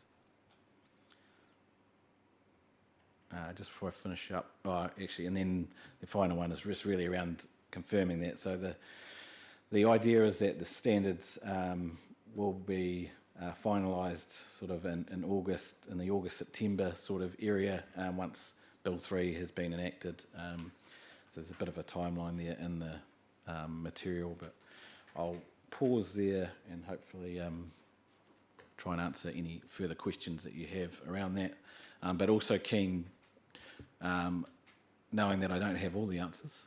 Keen to hear from councillors around the flavour of a submission on this. I think generally my personal opinion is that the standards will be beneficial, but as I said earlier, generally the devil's in the detail around what it looks like and how it applies in practice. So that's something that is very difficult to determine at this point. Thank you, Jason. I just want to add just a tiny bit more information to current consent and where it's at. So it was raised at a meal forum that Penny Simmons attended around the, so there's a, in the bill there's an extension of 2 years to any wastewater consent. That was clarified as anyone that is about to expire. So ours is already expired.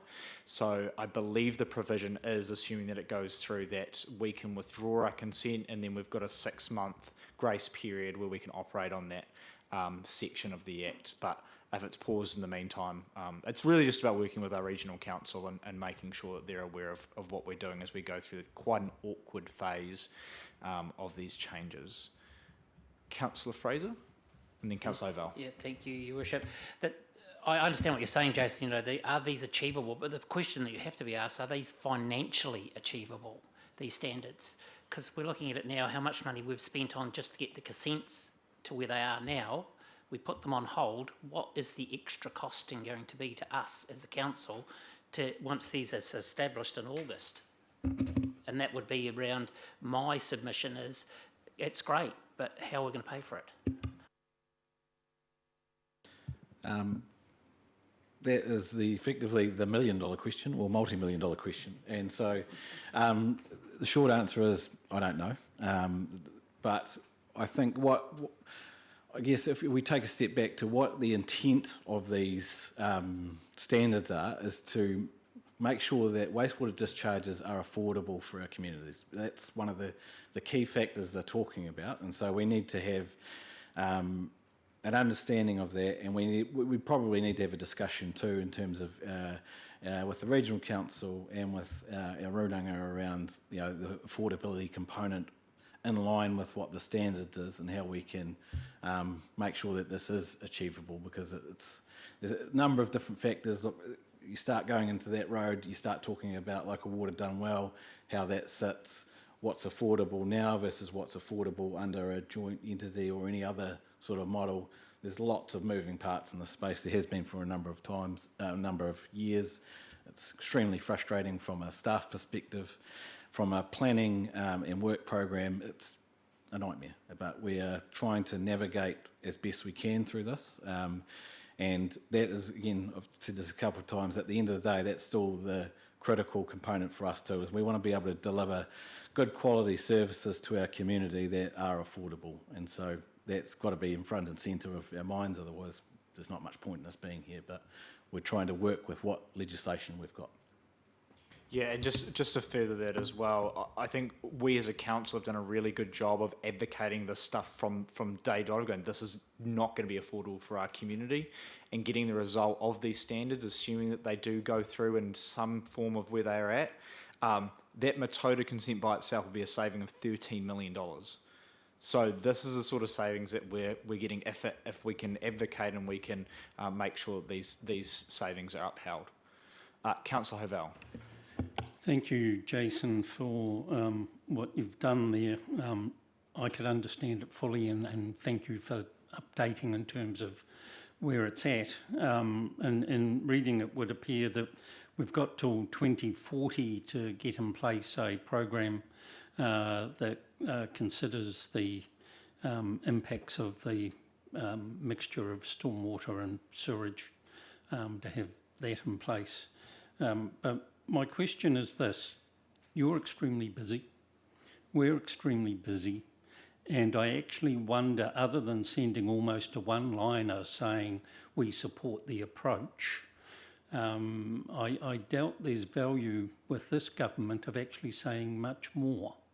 I guess what I'm putting out there is there's more important things for us to focus on at this stage of what's happening here, in our community than spending a lot of time and doing submissions to a government that seems to be going ahead with this program without a lot of input from beyond.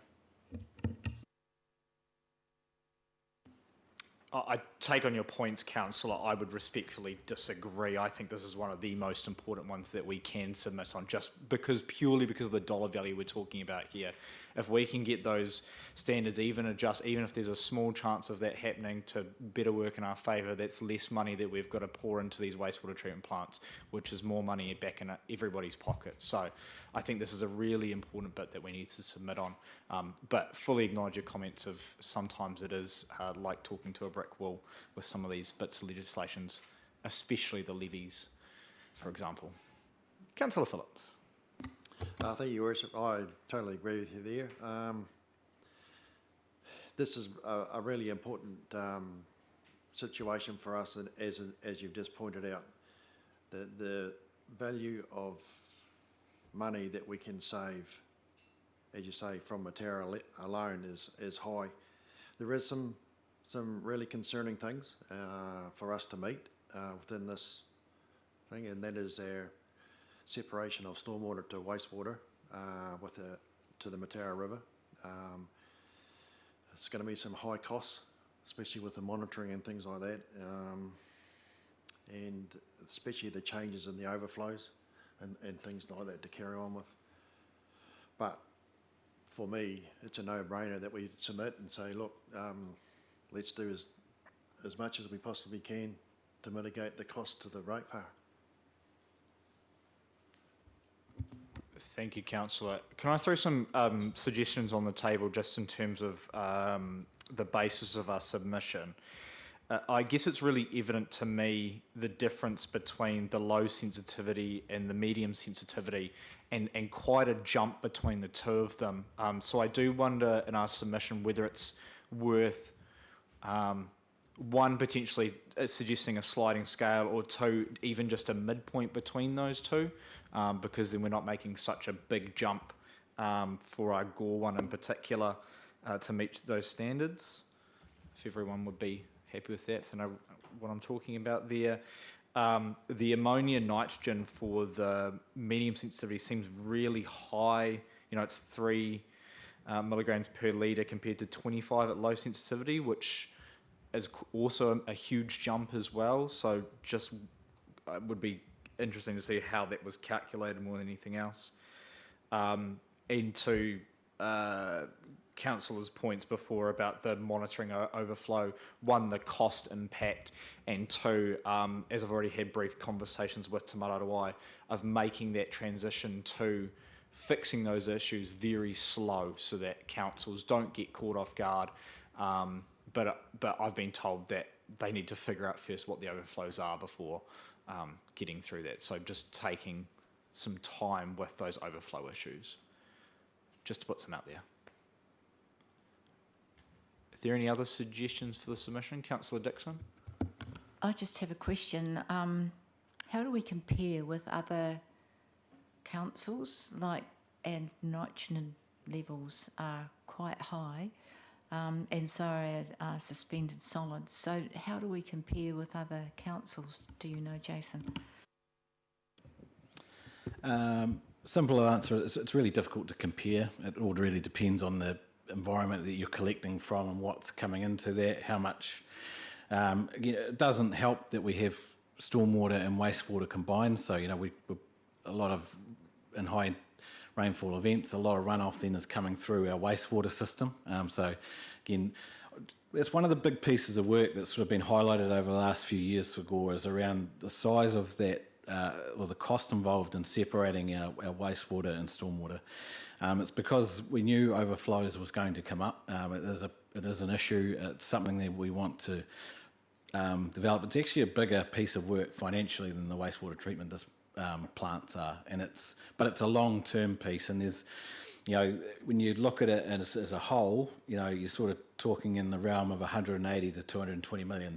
But there's a lot of steps along the way through that process that we can take to have an impact on the Gore network in terms of how it responds to rainfall events, and B, what we can do to try and minimise the amount of overflows that we are having. So that it's an ongoing program of work that needs to occur, but the whole reason why it is really important is to take out that additional flows that are coming through our wastewater system that we don't really need to manage and treat, and so that affects your discharges. The only other thing I just say while I've got the mic there is around the proposed upgrades are really hard to predict, because again we're talking about treatment at the moment through a BNR plant and then a wetland, and there's a number of different variables and factors that go into that. We've got a fairly good understanding of our current discharges because we're able to monitor those in current times, but how the low sensitivities, I'm not sure that they're hugely going to be cost as much as to try and get under those limits as as discharging to lands via a wetland, discharging to water via a wetland. Those are big component costs for the council, and so that, as we've talked about, is a pretty critical factor in terms of us going forward. I was just trying to understand, if you separate stormwater and wastewater, does that lower the nitrogen levels out of the wastewater pond? Or will it be the other way around here? That's what I'm wondering. I was just looking at the numbers there, and Matera is more separated than us. On their current discharge, they have less nitrogen per litre. I can't understand how that happens, because we've got more dilution. And it seems anyone got an answer for that one, or? No, I don't. But again, it's really hard to compare these, and I think what you're, again, they've got quite a simplified process to this, and there's inevitably winners and losers. But there are treatment options that you can take to lower some of those contaminants. But I don't have that, and we would need to do some pretty detailed modelling to try and understand those. So that's probably something that's down the track. First of all, was trying to understand where we sit against the standards, and having a really good, accurate piece of work around that. I'm reluctant to do that at the moment until they're finalised. I don't really want to put extra cost into something that will then could be 2 months down the track and we're having to do it again. So the goal is to understand the standards, see where they land, and then do a proper assessment as to where we sit and what we need to maybe upgrade or tweak in terms of our proposed discharge consents. Thank you, Jason. So Councillor Stringer had his hand up before. Did you want to jump in? And then Councillor Phillips. Thanks, Your Worship. I'm guessing the sensitivity level is set by outflows into the rivers. And would there be any benefit of taking some of the Gore's outflow and sending it down to Matera?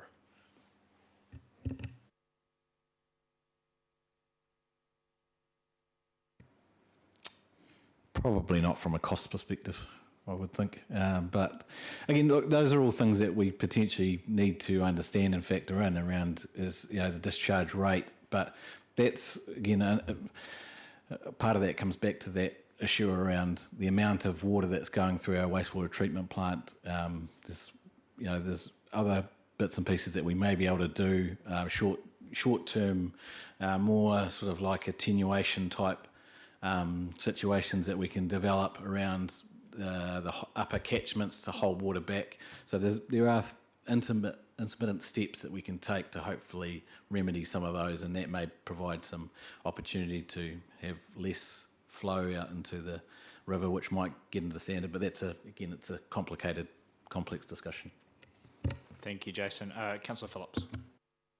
Thank you, Your Worship. I've just got one really thing that I'd like Jason to look into, and that is the word that's got in there, regularly desludging of oxidation ponds. I think we need to clarify the word regularly, because is it every year, every 5 years, every 10 years? And we know what the cost of desludging oxidation ponds are. Thank you, Councillor. That does raise just a really quick question. Sorry, I don't want to drag this out further, but the beneficial reuse of biosolids. I know that we ran into a little bit of trickiness around where we put that desludging. Does that affect us at all with the standards? No. No, my understanding is that has a very limited impact for Gore at the moment. Again, we've undertaken that desludging at the moment. We have got a process that's as part of that project. We're able to dispose of that currently, but there could be, I guess, some ongoing implications through that. But we'd need to do a bit more in that space. We haven't focused as much on that part of the standards at this time. That's cool. Just sprung to mind. Councillor Dixon. Have one further question. Would that mean, like for the nitrogen levels, that you need to take the nitrogen out at its source, like our drinking water has quite high nitrogen levels now? If you were to treat that, which is quite costly, I know, but would that have an ongoing effect?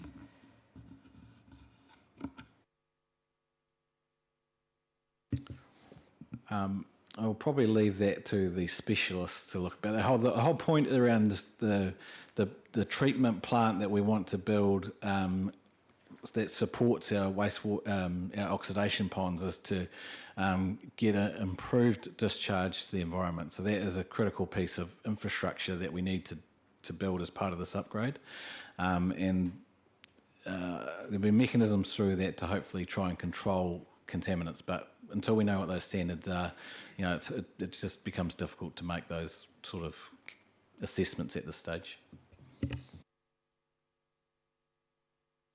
Councillor Richard McPhail. Yes, just for your worship, it's not really a question, just a statement.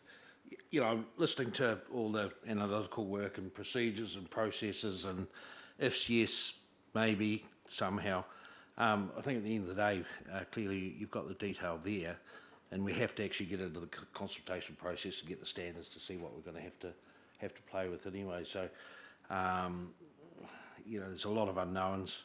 I do sort of tend to agree with Councillor Hovell that we don't want to, not necessarily one-liner, but I think we keep it to the basics and a practical approach that we're actually on our submission and the consultation process that's suitable to our situation, and then we play the hand and wait and see what's going to come out the other side from government. I think there could be some unknowns. It's just my view on what we're discussing. I think if we continually try and look at what we're trying to put in play, we're putting the horse before the cart before the horse. So,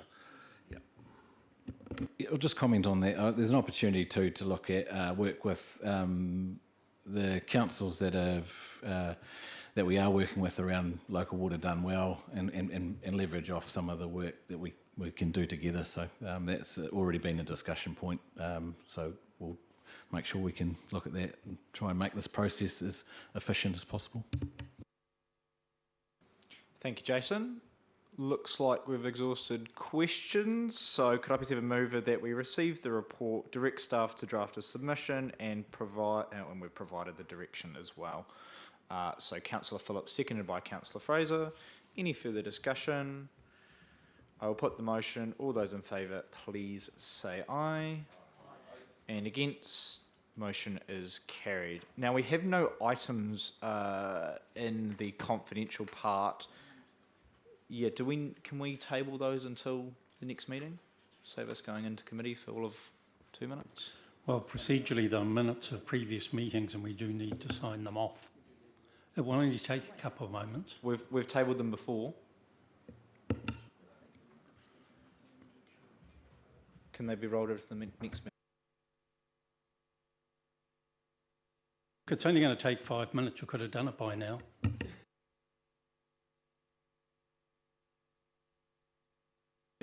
Okay, well, we'll wait until public leave for 1 minute.